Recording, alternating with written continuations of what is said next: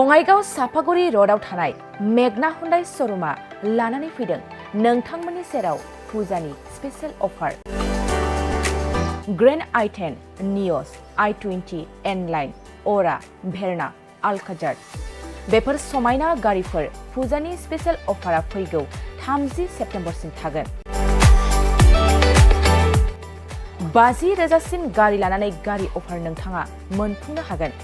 अब्ला मानोथो गोबाव खालामनो, थाबैनो नोंथाङा बङाइगाव साफागुरि र'ड एबा लामा सेराव थानाय मेगना हुन्डाइ श'रुमाव नोंथांनि फसायनाय गारिखौ लाहैदो।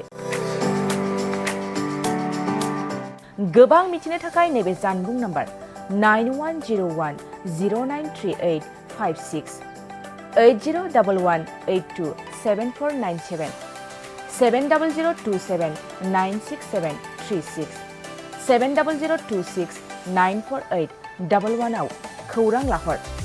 मेगना हुन्डाइ श'रुम बङाइगाव साफागुरि र'ड।